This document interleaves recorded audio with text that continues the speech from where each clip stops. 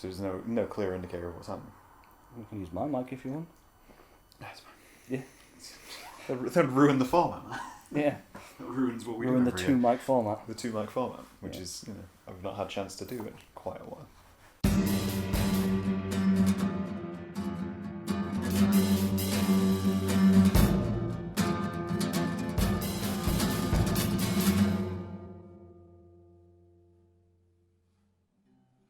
Last year was me, you, Brett and Charlotte. Yeah. That was Zoom. Yeah. The year before that was just us, but Zoom. Yeah, because you just got your new mic. And we thought we'd try that out. Yeah. Yeah. Sounds about right.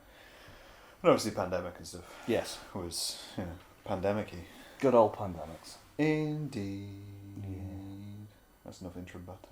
Yes. Intro butter. Welcome to the podcast, man. Yay. Woo. Yay. 2023. Yeah. Yay. Okay, so it's now like 5 years or so since I started doing this. Yeah.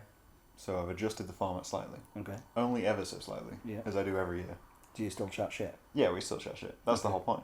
Yeah. Like, you pick the topic. We still have coffee. We still have coffee. We So- go along those lines, and it was Yeah. just that. But I realised, I was explaining this so I've already recorded one this year. Right. I was explaining to that guest that the weakest parts of the podcast are my initial introduction Mm-hmm. and how we end the podcast. Right. Right? And I think it's because there's no clear question Yeah. at the beginning, at the end. So I have 4 basic questions Yeah. to begin the podcast. We don't have to answer them all, and I'll choose whether we do or not. And then 1 question to end the podcast, and that's the new format. Okay. And then chat shit in the middle, Okay. and that should work. Sounds fine. But the first question will be weird for you, because you are who you are, Yes. which is, who are you? Martyn, I'm your brother. But this is like the 4th podcast we've been on. Yeah, so, but we've never broached this. Yeah, we have. Like, I feel like we've never sat there and been like, I'm your brother, yeah. but that's as much as we've kind of gone into it. Like, there's no explanation of who you are outside of what you do. Like I think we've talked about my job before and stuff. Like, yeah, my name's Martyn. I'm Graham's older brother. I'm like 4 years older. Yeah, I'm a graphic designer and marketing manager for the hospitality industry. Been doing that like most of my life. And that's pretty much what I do. Yeah. You're talking to the camera. I like talking to the camera. That's the point, isn't it? I don't know. I feel like when I have a guest, I never talk to the camera. Yeah, but like I gesture to the camera. Yeah, I'm not going to introduce myself to you because you already know who I am. So it makes sense to introduce myself to the camera. I don't know. It's just a bit of an odd one. It's like, yeah, obviously we've known each other for my lifespan, at least, and yeah. It was one of those ones of trying to 32 years of your life. 33 years of my life. I forget these things. Forget how old I am, so yeah. I mean, you're almost 40, so... No, I'm not. You're definitely almost 40. Yeah, I'll be 37 in February. Exactly. Yeah.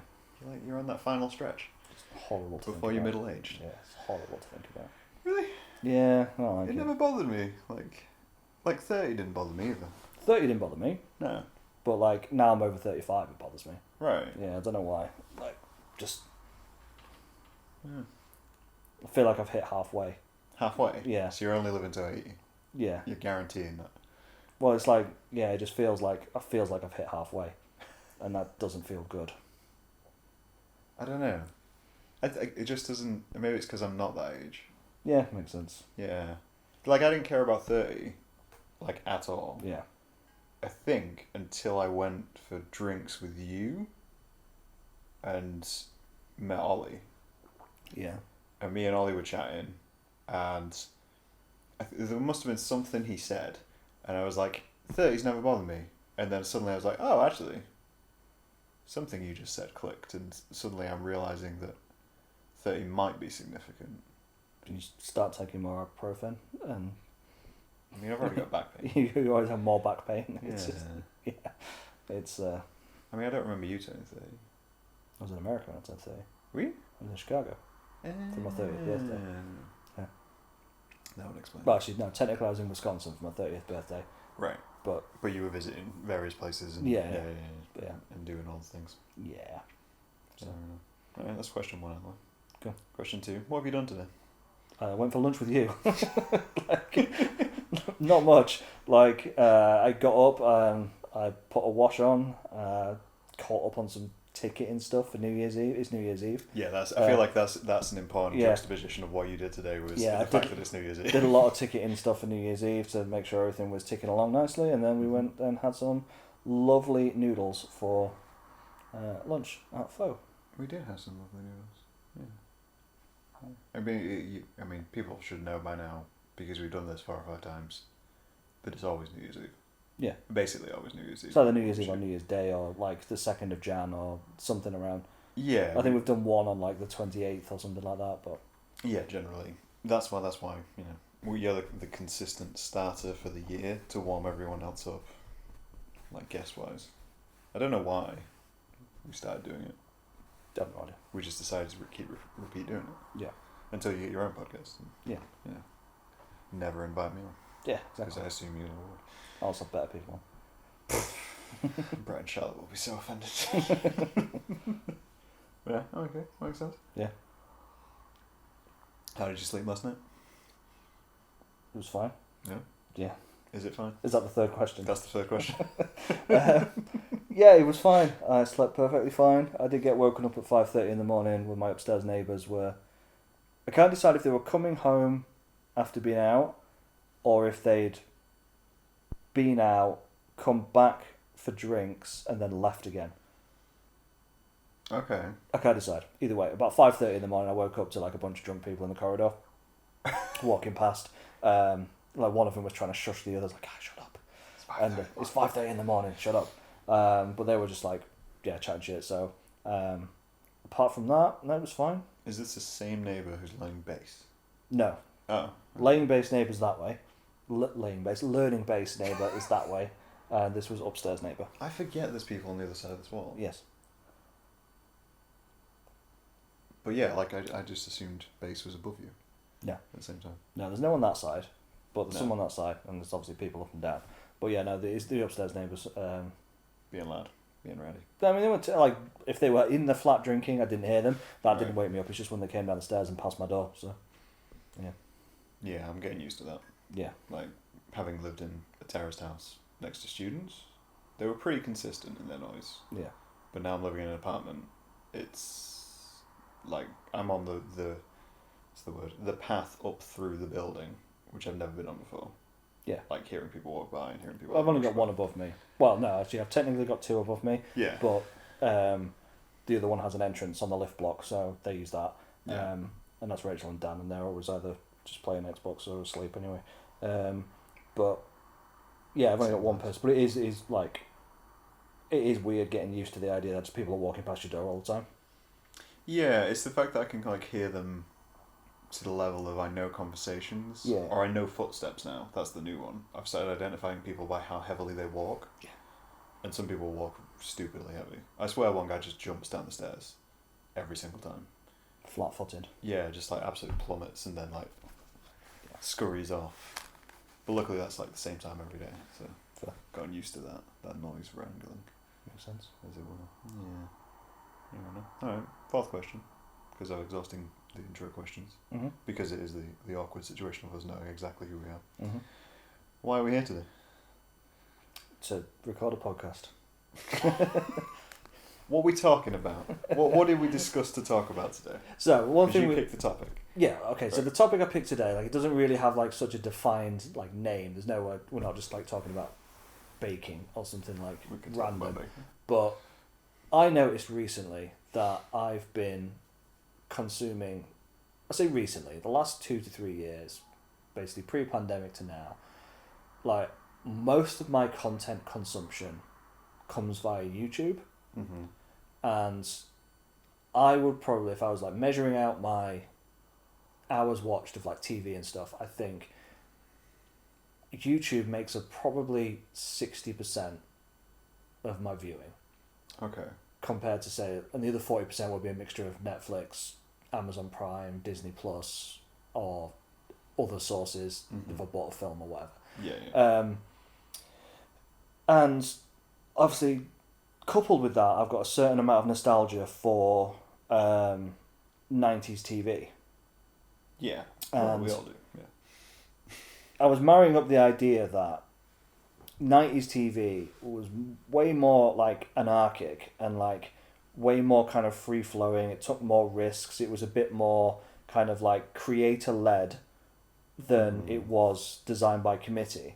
And I think as kind of things have sanitized within TV, and TV's become way more sanitized and way more scripted and way more kind of designed by committee and what's the demographic for this, and I think that kind of 90s feel of TV just being a bit more loose and a bit more like anything can happen now exists on YouTube, and that's why I gravitate towards that so much, because that's what I grew up with and this is the kind of thing I'm looking for now. But I also think in terms of like kids today and like, let's say kids like teens and whatever, and I mean, we're not that old. and why they love things like, you know, Logan Paul and, you know, that, like KSI or Mr. Beast and all these different people, is because it has that feel, like it has that feel of what we felt with 90s TV, where it's like, I don't know what's going to happen in this, and it's led by a single creative mind for the most part, and it feels way more authentic than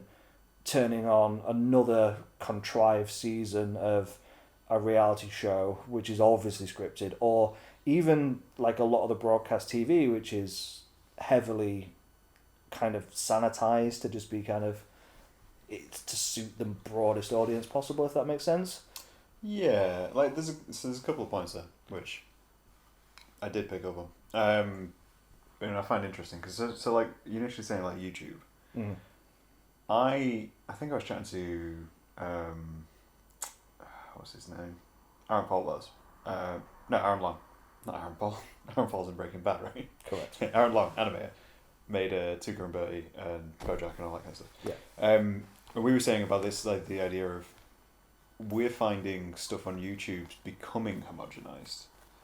Like, yes, there is a lot of that. Yeah, of course. And that's what I noticed more. Like I watch a fair amount of YouTube in general, but I've noticed more and more that that's downgraded. Like it's moved away from what we'd appreciate about 90s TV, which is just kind of like fairly groundbreaking, fairly underground stuff. And now YouTube doesn't have that until you find like a pocket.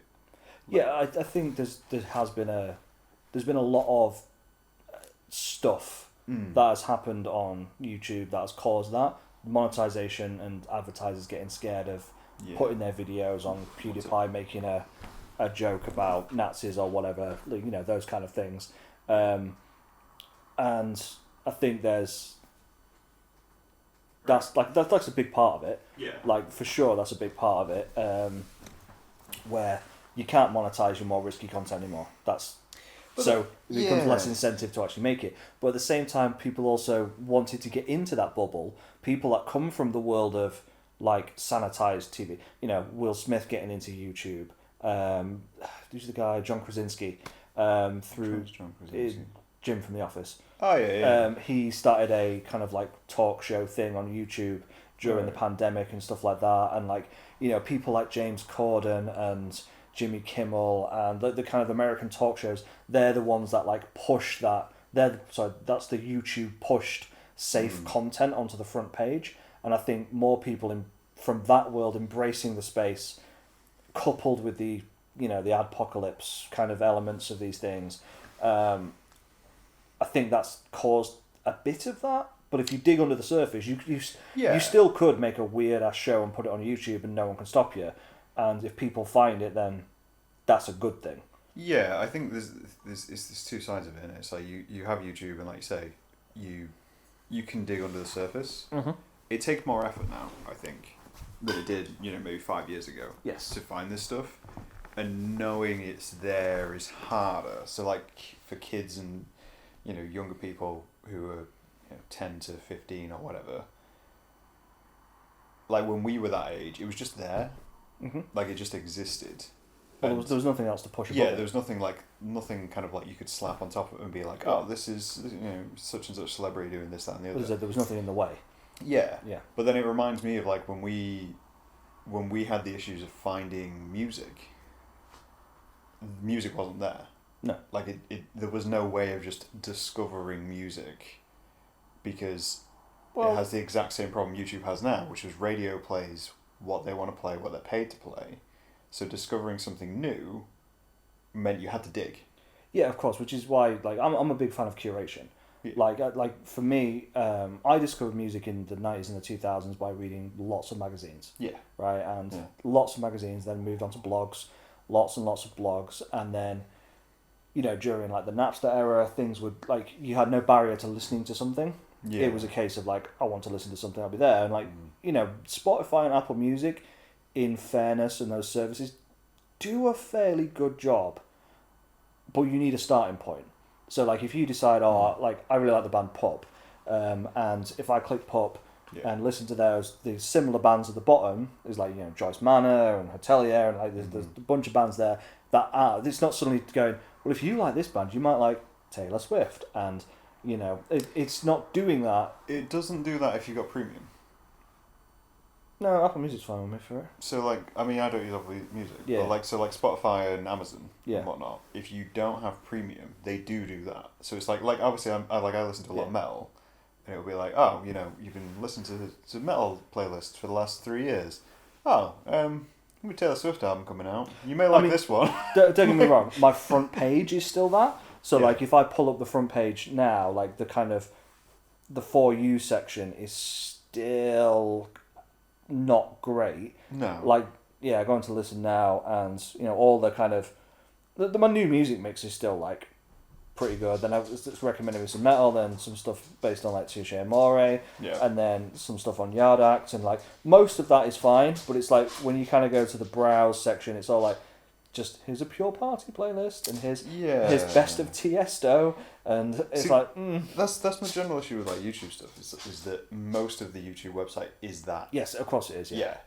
It's and it does take like it takes curation, and like we have lost a lot of curation over the years. Like blogs have become less prevalent in what they do. Yeah. I think podcasts have filled a large gap of that for the most part. Like it's a blog I can listen to on the go. Yeah. Essentially. No and reading like required. yeah, exactly. And I get like now like most of my new music comes from podcasts. Like listening to podcasts and listening to people recommend things, or again it comes from a logarithm of whichever streaming app I'm using. Yeah. But yeah, there is a lot to be said for curation, and I think that is something YouTube is missing, and I think that would help the website greatly. I think if people had like, there's a couple of creators on there. How's his name now? Cannot remember the guy's name. I want to say it's like Austin something. Austin. All I can think is just 316. Not Austin 316. No, not Stone Cold. Definitely not Stone Cold Austin. No. But I feel like a Stone Cold music channel would work. Austin McConnell. Austin McConnell. Austin McConnell. Right. So he hasn't done it this year, I don't think, from the looks of it. He's a creator on YouTube. Right. Anyway, and he often does like a list of 10 channels with under 1,000 subscribers that are brilliant. Yeah. And he does the research and the curation of that. And like I found some really good, nice gems off that where I'm like, oh, okay, yeah, like this is fucking cool. Like, and that's helped me find them. And then like people like some of the bigger YouTubers like Philip DeFranco often has people on his as guests. What he used to do is in a conversation with them, which he doesn't really do anymore, which is annoying because it was quite good. He used to have people on there. You're like, oh, who's this? Yeah. The H3 podcast back in the day before it became just a weird cesspool of. It's a weird place. I have no idea what's going on. All I see from H3 is just clips now, and every single clip I'm seeing, it's like some guy in his chair like this far down, and I'm like, what are you doing? Like, just Ethan Beanie, just pretty chill, like probably high. Like. Well, yeah, well, this is still like early H3 podcasts when it was drifting from the main channel to the podcast format. Yeah. Like they used to have guests on all the time, random stuff, and you might discover people, and they might mention other people or things they've collaborated with, and you're like, oh, cool, yeah. Now it's just kind of like a really slow-paced, weird commentary channel, and you kind of, I'm so confused by what the content is supposed to be now, because it's not. I don't want to go on a rant about the hate. It's No, fine. no, like yeah, there's nothing. We're not starting podcast. There's nothing particularly wrong with it. It's not what it was. Yeah, I not what it guess. used to be. It It used to have a fair amount of potential to it. used to have a fair amount of structure to it. Yeah. I think like structure and editing, and now it's just kind of seemed like it's just Ethan. Sometimes he'll sat there just talking shit about people, and you're like, okay, well, I mean, a lot of these people deserve to be talked shit about, like you know, various people who've recently been arrested. And Well, yeah, the various people who've been recently been arrested. and various like internet shitheads, but you know, it's. I know it's whatever. weird though. Like you mentioned, like so the other side of that is like, I feel like it's almost generational. So like me and you would know, we've always known you have to dig, right? Yeah. Like as kids, we had TV. We saw what was on TV, and the most controversial thing on TV was The Simpsons, because they'd come along and been like, sitcoms, screw sitcoms, let's make a cartoon, which is kind of anti-sitcom, but then becomes more sitcom as time goes on. Yeah, I suppose controversial is probably mild. It was probably Yeah. more controversial in the very early 90s than it was Yeah, when we were kids. Like, I would say you know, like that was like the most like thing, and then like you know you got Channel 4 and whatnot, and they published some like late night content. Yeah, well, late night Channel 4 was amazing. Yeah. Like if you're from the UK and you grew up in the 90s and you used to watch like Spaced or like what the hell was the video game show that they had? Like, Well, there was like 2 or 3 of those. it was like 2 or 3 which were good, and then Yeah. they were the first ones to wear South Park, and like Yeah. that was But- what your taste was. Yeah. That played into it, didn't it? Because we knew it was like it's late night, so you're already gonna have to stay up for it, which Yeah. means you're digging for it, which means everything you consume or you see, you're just like, okay, got this thing, but I know I'm going to search harder for something which isn't the mainstream. Yeah. We were taught that, whether we realised it or not. Yeah, because to an we had extent, to. Yeah. Whereas like children nowadays get so used to being served content and such a range of There was content. such a logarithms. Yeah. Yeah, like I think like Instagram's probably the best example of it. Like I made a new Instagram account for like personal stuff, and there was nothing on it. I'd not followed anything, not liked anything, and I looked at what I was being served, and I was like, there is no rhyme or reason to this. No. Like, here's a cooking video, here's a comedian, Yeah. here's someone screaming at the camera for like 20 minutes, and I'm like, it's almost like if you got served that constantly from a young age, you wouldn't know how to research. Yeah. You wouldn't know to go, oh, well, actually, if I follow this guy, I'm going to follow 20 other people like him. Yeah. And like, Well, my explore page on Instagram is very me. There's very little on there that is like wrong. yeah. Like it's My main one is, my other one isn't. My other one is a mess. the only thing that's really wrong on there is Reels, Yeah. and it hasn't quite like both TikTok and because people bang on about the TikTok algorithm all the time and no, it's just what I want. No, it's just what I want, and I'm like, does it? Because I've only got a TikTok account for work purposes. For part of my job is social media, Yeah. and I think we both said in this podcast that neither of us are ever getting TikTok about 3 years ago, and we were like, TikTok, fuck TikTok. yeah, it's terrible. But like people always bang on about like it's got the best algorithm. How does it always know what I want? I'm like, I don't think it does. I think what TikTok's algorithm does is recommend you the same thing over and over again. Yeah. Right. My recent example of this is from like Instagram Reels and well, by extension Facebook Reels, which is the same thing. Yeah. There was a funny video that came out probably about 2 weeks ago now, where it was someone impersonating Midwest emo intros. And they're like, oh, every Midwest emo intro. And they played a riff from like an American football song, and then they played a clip of, I can't remember what it was. There's a clip of Danny DeVito. There's a Danny DeVito in Always Sunny in Philly one. There's Ross and Rachel arguing. There's like SpongeBob and, Mr. Krabs. Right. And there's a bunch of them basically. Yeah. But this is the point I'm getting at, right? I can't remember what the original one was, and there has been 1,000,001 impersonations of that. Yeah. Right. So I watched the original one, found it funny, shared it. I don't even know if it was the original. It could have been number 5. Who knows? Yeah. But then, ever since then, it has shown me every single version of that possible. It's like, right, well, when I've done that, Yeah. that's done. Yeah. Like, if there's a particularly good version of it with a clip that's funny, like the Always Sunny one that came along was funny, Yeah. it's like, okay, but I don't want just the same thing over and over again. There's a girl on that keeps getting recommended to me on Facebook as well, and I don't understand how it keeps recommending it to me over and over again. It's called Holly Lang. Right. She seems nice enough. Okay. There's nothing really wrong with her content. She's like ex-retail, and it's her impersonating interactions with customers for the most part. Okay, like sketches. Yeah, little sketches. Her talking to herself, the usual kind of thing. Yeah. She plays the customer, and it's like it's her experience in retail, and like I don't particularly like her content. There's nothing wrong with it. Like, your red light's on there, good. There's nothing really wrong with it, and like it's just not my kind of humor. Mm-hmm. But I think it's because I follow a lot of like anti-work, like mocking kind of parodying, anti-capitalism stuff. That is like, look, she's mocking retail. You should love this. It's like, yeah, but I don't. And this is the point I'm getting at, right? I don't think TikTok is very good at trying to determine the type of content that you want. It can determine subject, and it can determine the exact joke, but I don't think it can determine the type, because I hate sketches where people are playing both characters. Right. I don't want to see that format. Okay. Like, I just don't. I hate that format as a thing. I hate people miming to TV clips. Okay. Yeah.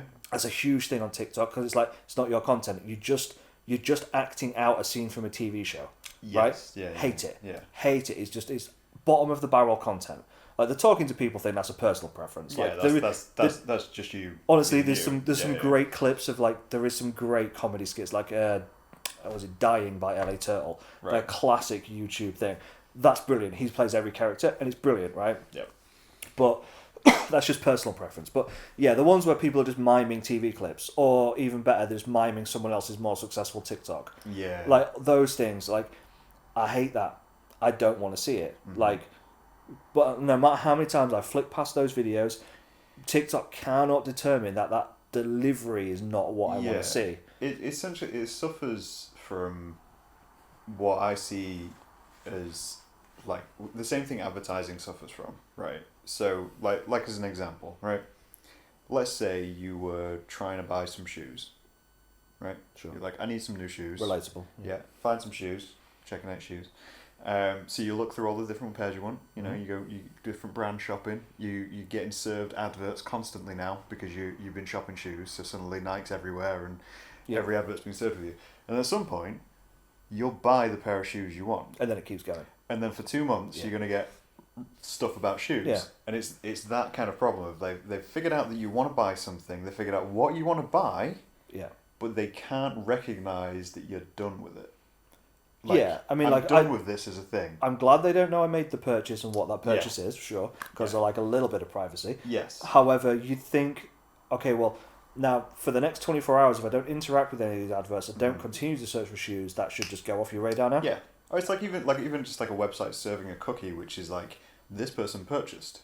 Yes. Like every other advertising thing would be like, pick up that cookie, stop serving that advert, because they're wasting money by serving you adverts for things you already own. The only thing that would backfire, because yes, on a purchase like a pair of shoes which lasts you 6 months to a year, maybe a bit longer or whatever, like that would be fine. But if you bought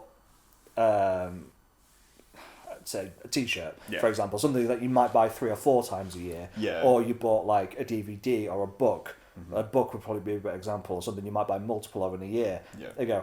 He's a book purchaser. He definitely made a purchase based on an advert he clicked on, so we can now serve him more because he's the most likely person to purchase our books. But at the same time, it's like it's serving like you were saying with like that type of content. Like it's unable to distinguish the way people consume content. Either. It's like when you've watched a documentary. It's like you're probably going to watch a documentary once and never watch it again. Yeah. But they don't know that because to them this is just media. Yeah. So serve it the same amount of time someone would watch Friends. You're like, yeah, great. I want to sit and watch this thing about serial killer 20 times, even though I've already seen it. I already know what happens. Everyone dies at the end and he gets arrested. Well, I think to round back to kind of like that sanitized content point. Yeah. Like I think one of the things that sucks about the algorithm for TikTok and like Instagram and things like that is it doesn't emphasize originality either. No. It emphasizes people doing the same thing over and over and over again. It's people making the same joke over and over and over. That's why I should like your account. This is why you should follow my account, because I'm the guy that goes, I didn't realise that here's something I didn't realise until I was in my 30s. Yes, yeah. And that guy seems like a chill guy, nothing against him. Yeah. Like, nothing against him, but his entire account is the same thing over and over again. So if he suddenly did a video which was him doing a little mini vlog of going to the shops, or it was something completely different, like he was reviewing his favourite TV show or whatever, or recommending a film, the algorithm would just go, nah, none of that, mate. It's interesting you mentioned that, because I watched a video this morning. There's a YouTuber called Call Me Kevin, who's, I think he's Irish, I want to say, but he does video game stuff. Yeah. Where he's like, he does funny video game stuff. So he like goes into a game and plays it like you know when to play it and all that kind of stuff. And he released a video a couple of days ago, which was along the lines of, hey, I started doing this in 2019 or 2017, and in 2022 I almost stopped making it. And it was basically just a bit of an explanation. He was like, I was making 2 videos a week constantly, and it's all video game stuff. Yeah. And I have trapped myself in making videos because I don't feel like I can make any other kind of content now, because I know this is how these videos get served. Yeah. And so he felt like he had to go on and explain to his audience, I'm still going to make this stuff, but you're going to see some other stuff. Yeah. So please stay.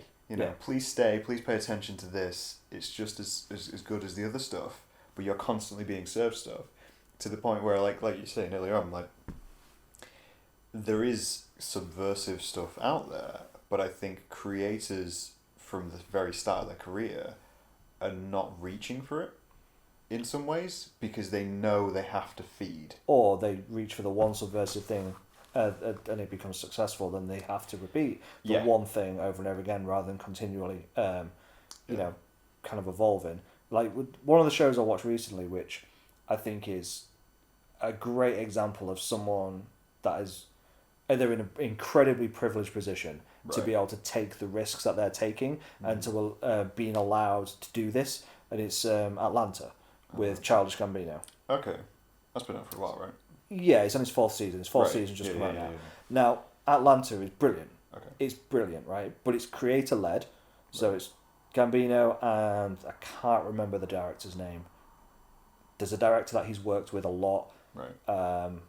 Especially on his music videos, which is the director of the show. Right. And it's their vision for the show, and it's unbelievably creative. Like, some of the episodes just are so unbelievably surreal and brilliant. Like, and I'd recommend anyone to watch it. Like, it's great. It's all on Disney Plus. Like, just go watch it. It's brilliant. And obviously he's in a privileged position because he was already famous. Yep.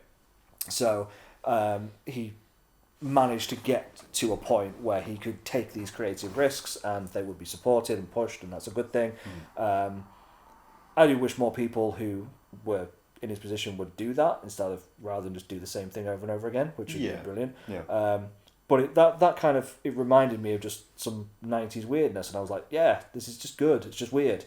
Like, go back to like talking about Spaced. Like, that show takes loads of risks and does different formats and does different things all over the place, and like, it is what it is. And like, I remember how many people, like, back in the late 90s, early 2000s, freaked out when Buffy did a musical episode. Yes. And like, but now that's expected. It's kind of like, it's a thing now, it's become a trope, but that was like, oh, look at this creative risk, and then a whole episode is a musical, it's so weird.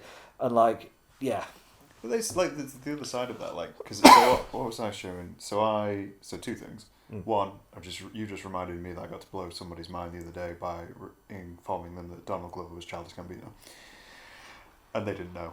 Yeah. And I was like, you should know. Yeah. That's the thing, and it's because they'd never seen a music video. Yeah. For Childish Gambino. I was like, how is anyone that so likes I played Childish them, Gambino? This Is America. Never seen This Is America. Yeah, like, how have you never seen that video? That's like an iconic music video. But the second thing was, I showed them, and this is what kind of triggered this conversation between me and you, was I showed them Kablam, which is a show which takes a lot of risks with what it's doing, because it's just like, we're going to do whatever we want to do.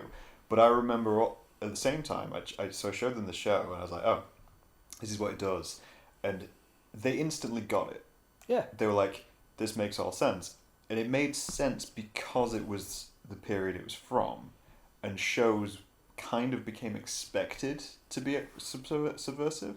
So it's like like how lowbrow became a thing, and it was like, oh, well, this is the style now. Yeah. To make subversive stuff. As much as I like to bang on about people being like kind of like thick in general. Yeah. Like in the whole world just being a bit passive and kind of. That is your brand. People are terrible, kind of thing. There's a lot of people out in the world who will get this stuff. Yeah. And there is an audience for this stuff. Like, you know, Atlanta has an audience. Yes. You know, you mentioned BoJack Horseman earlier. That's Yeah. not exactly mainstream as a show.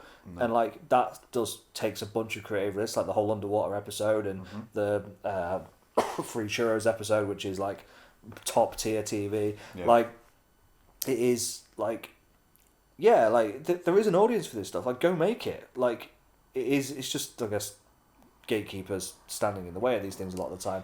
Yeah, I think a lot of people like. I mean, obviously, with the stuff I do, I try to generally poke at it.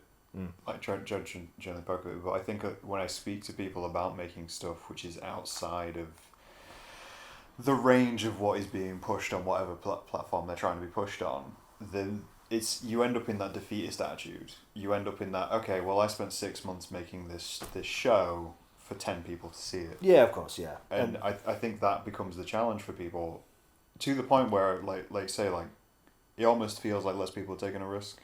Yeah. Like. And again, I don't blame them half the time, because Yeah. if your livelihood is YouTube and you've been making video game content for 5-6 years on that platform, you've managed to build yourself up to 750,000 to 1 million subscribers, and you're ticking along, and you make an okay living. You've got a nice Patreon support, and and you suddenly want to start talking about music. You know for a fact that if you put a video out and your average views on your video is 250,000, you put a music thing out instead of a video game thing, you know you're going to get 50,000 views. Yeah. You know you are, and so I don't blame them, because it is their livelihood, and there's a cost of living crisis, and it's like your livelihood is your livelihood, and I don't blame them. I do wish they'd start a second channel and go, this is this other thing that I'm doing. Yeah. Camera. And this is this other thing that I'm doing, and this is something that I think you guys will enjoy, and hopefully they can maybe find a slightly different audience for it, and that would be because your audience isn't finite. Yeah, I think it's weird though as well, because I go thinking about this the other day when we were on about subversive stuff and whatnot. And like you say, you have to dig. You have to dig to get it, and I feel like the question actually at hand is not whether people are making less of this stuff, or just it's harder to find this stuff now. Like comparative to what it used to be, because the ad front is so big. But there's so much more of it. Yeah, there's so much content. There's so much advertising, mainstream stuff which is pushed on top of it. Your crust layer to break through is so deep now. Getting to something which isn't that becomes such a challenge that you like we sat here going, oh, less people are making it. It might not be that there's less people making it. It's just it's way harder to find. 100%. I don't think less people are making it. Less mainstream people are making it, sure, it's just. There's so much content that it is hard to find, and because of the front end of these platforms, the storefront, the window dressing has to be so sanitized to be advertiser friendly, because unfortunately big corporations still dictate what is acceptable. And then the other side of that, of course, is if you have something which starts to do something subversive, they will get bought. They will get bought, and then it will get changed. Like you mentioned Philip DeFranco earlier, and I remember there's Philip DeFranco and the two I always go to is him and Grace Helbig, who big YouTubers. They were doing their own thing, making whatever they wanted to make. It was pretty subversive. Philip DeFranco's wasn't because it's news. Yeah. But he was doing it in his own style, and Grace Helbig was making sketch comedy, and it was all good. And then they both got bought by a marketing thing on YouTube, and then pushed out of their own channels. Because they were like, oh, well, we're going to take this in a slightly different direction, and we want to do this and the other. So they lost creative control.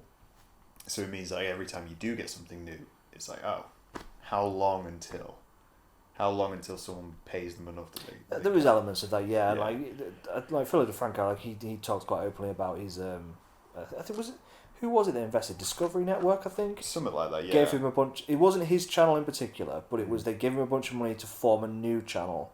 Yeah. With a bunch of, and then that kind of just a whole thing happened with that. And like Casey Neistat went through that when he sold his company because he made that social media app Beam. I've never even heard of.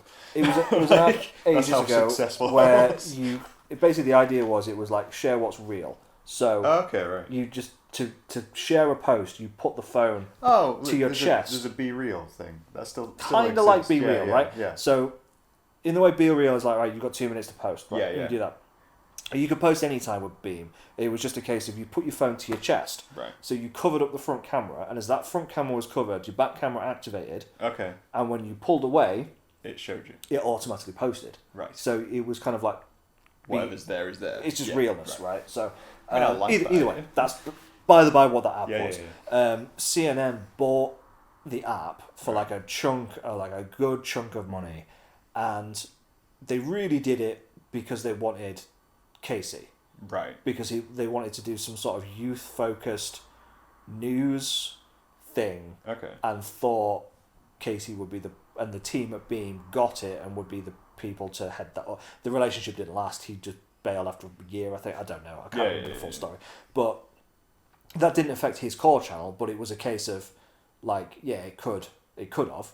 Yeah. And, like, yeah, there is, especially old YouTube, when ad networks and things like that happened. Yeah. When it was like, was it Maker Met? Or Maker? Maker Studios, which is, like, Disney owned now. Right. Where you basically become part of their ad network. Yeah. So it was ad. Was it ERB were part of that as well? I can't remember. Yeah, because they got bought by Disney at one point. Yeah. Yeah. So it's I don't know.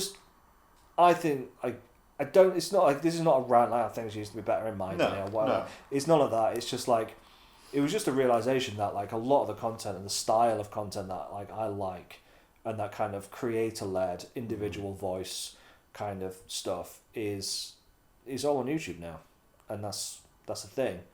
We've talked about some good points where it's like it's hard to find. I guess that's it's to round this out to kind of like a point on this topic before we get to the last question. Obviously you consume that kind of media. Mm-hmm. I consume that kind of media. We both have our own methods for finding those kinds of things. Yeah. What is the best way to do it? What's the best way to find something which isn't part of the media, as it were, to lack of a better term? Honestly, I think it's just keep your eyes open. Mm-hmm.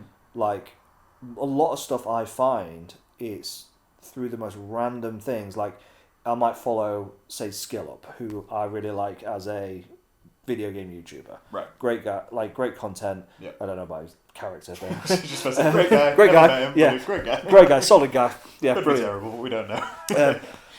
But yeah, like I really like SkillUp's content, and like I follow him on Twitter, right? And he might reply to someone's tweet, or he might retweet someone who's made a good point, and I'll be like, oh, okay, I'll click this person's profile, see what they do, and they're like, they might also be a YouTuber, and you kind of go, okay, cool. Click, what's their channel like? Oh, okay, this is someone that's worth following. Like, that's worth it. Like, OSW Review, who I like, Old School Wrestling Review podcast, who I follow, they are friends with a guy called Matt McMuscles, who is that name just tickled me. Who's a video game YouTuber, and I found his channel through them interacting with him on Twitter. Right, okay. And then it's one of those things where like, and there's several podcasts where like, you know, I'll be listening to like 99% Invisible, and like someone will start doing that, and like they'll start talking about a creator of some sort. Tom Scott, who's a very famous YouTuber who does like sciencey stuff. Right, yeah. For a lot of his stuff, he often has tons and tons of guests on the podcast. They're like, oh, I'm doing this thing today. Here's this person from this channel, and then like there's loads of stuff like that. Which that's how I discover content, and it's like it's almost like networking. Yeah, I'd say mine's very similar. The way I always think of it is you have to follow the thread. Mm-hmm. Like with memes. Like memes are probably one of the best examples. It's like, right, so you see a meme, you see something which goes viral, and you're like, right. Rather than just accepting you seeing it, go find out where it came from. Yeah, I'm that person now. Yeah. Like, and that's how I... Yeah, I mean, we're naturally those kinds of people. Yeah. But I think that's something which people have to remember. So what was the one I saw recently? So there's like a rat in some chainmail, and he was singing about avocados to the theme of a Kate Bush song. And I was like, that's funny. I enjoyed that. This is cute. It's a puppet. I like puppets. And I was like, that's not his voice though. So I like looked it up, and it's like the audio came from some YouTube clip which was posted 5 years ago by some guy who makes sketch comedy. And I was like, okay, who's this guy? And then I ended up in a rabbit hole of just watching his stuff. And I was like, yeah, you're always going to got to be willing to follow that red thread of stopping being served something and just going, oh well, if I click 3 profiles through, I might find something brand new. I do this all the time with things, and I guess that's just the way I am. Like, Yeah. well, it's funny, like, meeting people who are like that, Yeah. who are the kind of people who I would interact with on a daily basis. Like my friend Ollie, who obviously you know, Yeah. like, he does the same thing. Like, he sees something, so he researches it. I don't know what that is, I'll Google it. I was sat last night, me and Rena were sat here watching films, and we were watching I'm Not a Killer, I'm Not a Serial Killer. Right. Indie film based on a book. Yeah. And we kind of started researching it, and then we're like, oh, and she just goes, yeah, it's got 5 books now. It's based on, like, the main character, John Cleaver. He's like, there's a series of books. I was like, oh, that's interesting. Mm-hmm. And I was like, oh, I wonder who, and I started researching some stuff as well. And like, but that was just a natural compulsion for us. Yeah. There was nothing that triggered us that went, I need to find an answer to this. It was just like, I'm enjoying this film, so I'm going to see what book it was based on, and if there's any more. Oh, and there is more content. Oh, and then Yeah. Dan Wells, the author, he's written some other stuff, and it's just, and that's just naturally the kind of people we Yeah. are. Whereas I do know a lot of people who will watch something and go, Yeah. I'm done. Yeah, that's it. Like I'm done with that. I don't Yeah. need to know any more about that. And yeah, I genuinely think that is like it's almost generational to a point where we were. I need to know more. Yeah. Whereas everyone, like not like, but most people now are used to knowing more. They're used to being served extra stuff. I don't even think they serve extra stuff. They just serve the next thing. Yeah.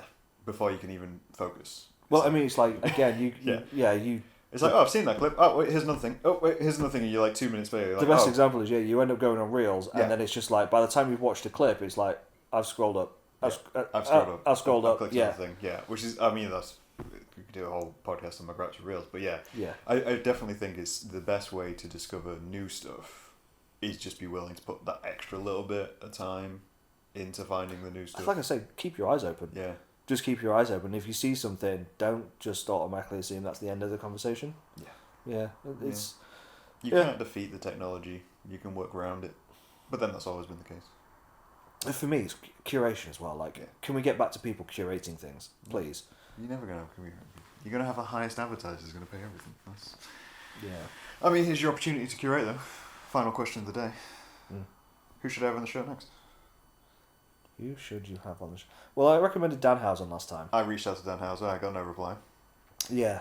Well, unfortunately, at the time... He got super famous. Yeah. Just as just as you reached out to him, he got his full AEW contract, and... and I feel like a lot of his contract would be like, don't go do random podcasts. Yeah. But you did recommend. This is. I'm gonna end it as like this is the question and be like this is the one I'm asking everyone because I feel like I can start like a chain letter of different people. So yeah, who should I have on? Who's subversive? Not subversive, right. But someone whose content is like, I think she has a great voice in the video game industry. Okay. And she knows what she's on about. She like makes good content, and it's very authentically her. Is Right, Alana okay. Pierce? Alana Pierce. She's Australian, Okay. but she lives in San Francisco. Right. She used to work with the Kind of Funny lot. Yeah. Quite a bit. She was one of the kind of like founding 3 of the Acast, which is the Kind of Funny Xbox podcast. Her channel is her. Okay. It's very much her, Right. and like you can tell that like she pulls no punches with her opinions. Mm-hmm. I'm not saying that she's crazy controversial, like No. you know, But it's honest. it's very honest, and it's very like, and it's her. Okay. This is it. Like her channel is her, Right. and there's no. I don't think I'm speaking not that thing I'm speaking out of turn. I don't think she overthinks anything with that channel. Okay. I don't think she's like, oh, but what will get the most views?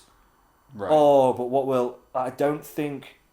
So it's kind of like, I mean, the only other one I can think of is like Video Game Donkey.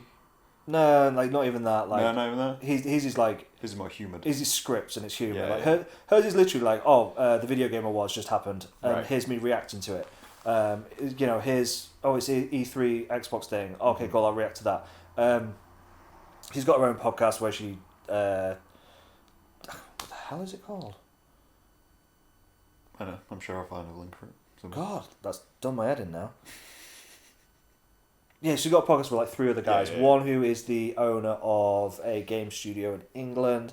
They made Thomas Was Not Alone. Oh, Thomas Is Alone. Thomas Is Alone. Thomas Was Alone. I've never even The heard one of with the cube. Cube. It's a famous indie game. Okay, right. Thomas Is Alone? Either way. I And don't know then that game. Troy, what's his face, who's like the voice of every video game character Right, ever. right, He's like right. the voice of the dude in Joel in Last of Us. Okay, right. Yeah. And someone else who I can't remember the name of now. But either way, that's a good podcast. Right. Either way, go speak to Alana. Yeah. I think she's great. I think she's like one of those people that's just like authentically herself. Makes sense. Yeah. Makes sense. I shall reach out. We shall see if we can get them on the show. Yeah. And or it might just be like Danhausen and I never get a reply. Yeah. Which is, I accept that. He's a busy evil man. He's very nice, very evil, and he's very busy. Either way, Yep. first one of 2023. Yep. Managed to rock it out in 2022. Yep. Thanks for coming and going with that.